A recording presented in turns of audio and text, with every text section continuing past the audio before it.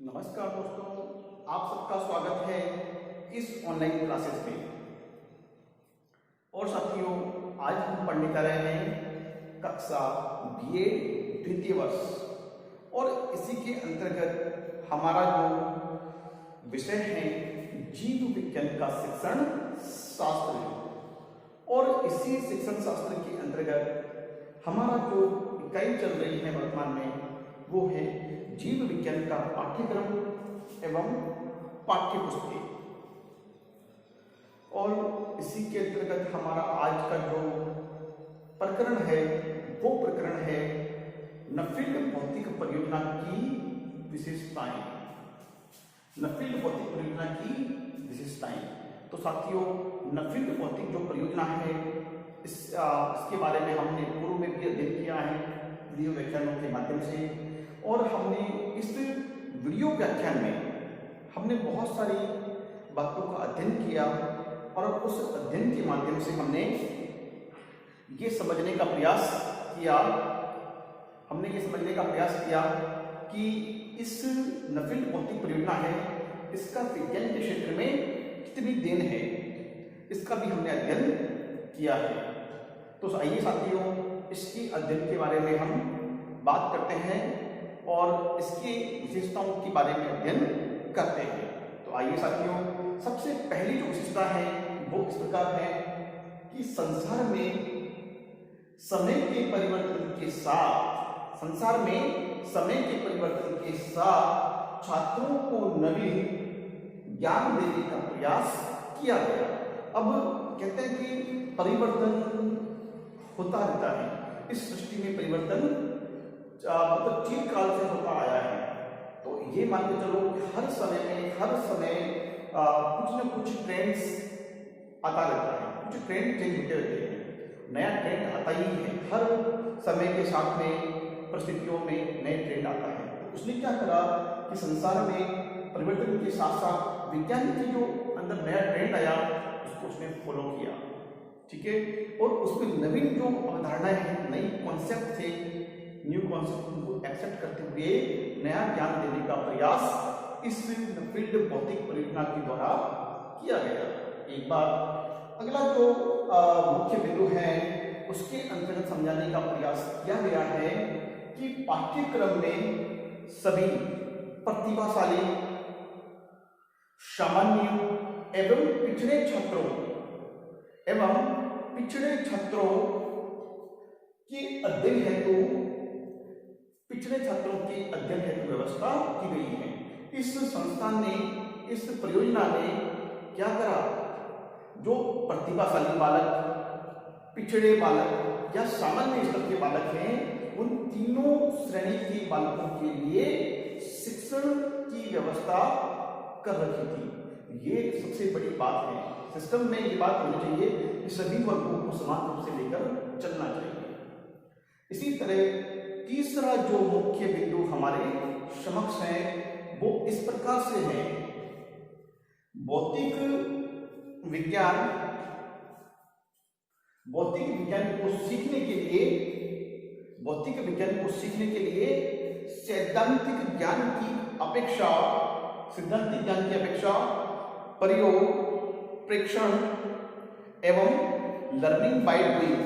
प्रयोग भाई सैद्धांतिक ज्ञान को जो थ्योरेटिकल ज्ञान है उसको एक्सेप्ट ना करके उस पर प्रयोग किया गया। प्रयोग द्वारा उस फैक्ट को हमने ग्रहण किया, उसको एक्सेप्ट किया और बिना प्रयोग के हम उसको स्वीकार करना हमारे इस संस्थान ने स्वीकार नहीं किया कि जो हम करेंगे और स्वयं करेंगे। लिखा है लर्निंग बाय डूइंग, मतलब करके सीखना की जो प्रवृत्ति है वो उस प्रवृत्ति को अपनाया गया। और ये सबसे बेस्ट कॉन्सेप्ट है, करके सीखना। विज्ञान के क्षेत्र में तो ये एक कह सकते हैं कि एक अच्छा क्रांतिकारी कदम है और ये क्रांतिकारी कदम इस संस्थान ने उठाया। एक बार पाठ्यक्रम में विषय वस्तु का इस प्रकार समायोजन किया गया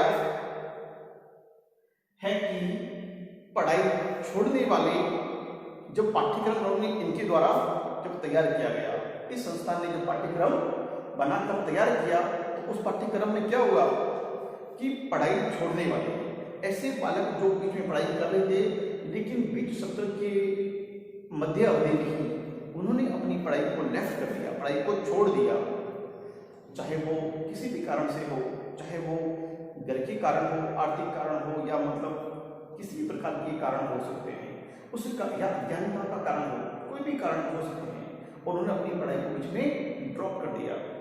तो ऐसे जो ड्रॉप आउट जो स्टूडेंट्स हैं उनके लिए भी, और साथ में पढ़ाई छोड़ने वाले बालक जो ड्रॉप आउट बालक हैं उनके लिए, शोध करने वाले जो रिसर्च करने वाले बालक हैं उनके लिए भी, रिसर्च करने वाले, शोध कार्य करने वाले, रिसर्च कार्य करने वाले एवं अध्ययनरत जो छात्र हैं, जो वर्तमान में विद्यालय में अध्ययन करने वाले जो छात्र हैं, उनके लिए, छात्रों के लिए भी लाभ मिल सके, छात्रों के लिए भी लाभ मिल सके, ऐसी व्यवस्था उन्होंने अपने पाठ्यक्रम में की है।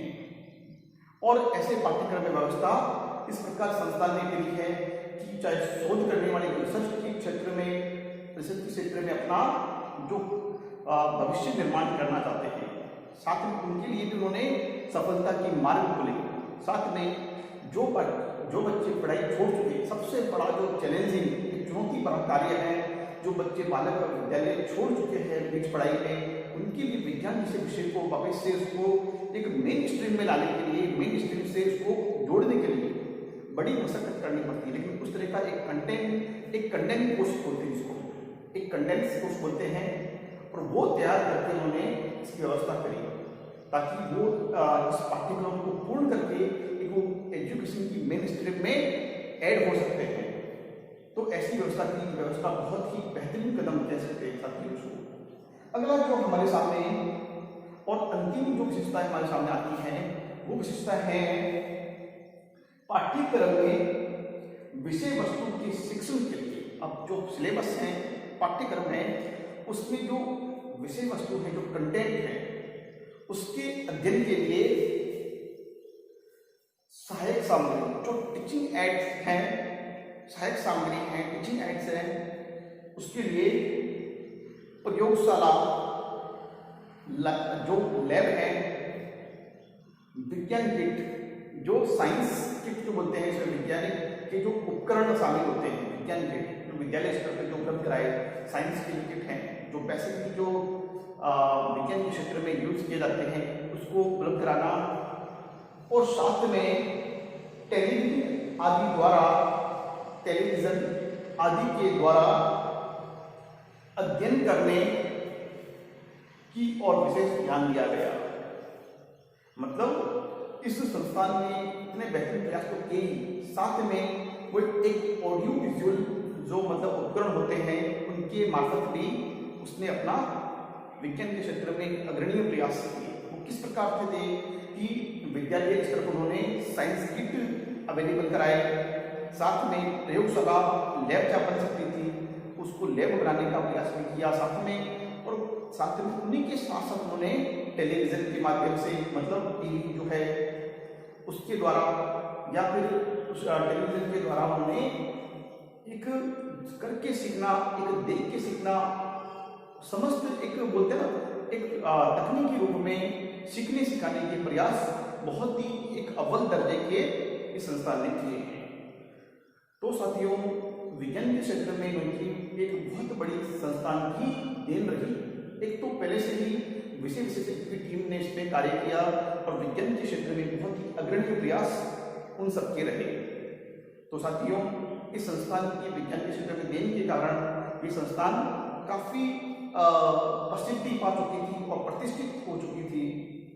तो साथियों, ये तो जो इसकी कार्य करने की जो स्ट्रेटेजी थी, उसकी विशेषताओं को लेकर ये बात मैंने आज अध्ययन करी। और इसी के साथ में आज के लिए साथियों इतना ही, और इसके लिए हमने अध्ययन किया, और इसी में अगले वीडियो व्याख्यान में हम और भी अध्ययन करेंगे। तो आज के लिए इतना ही, फिर मिलेंगे हम लोग।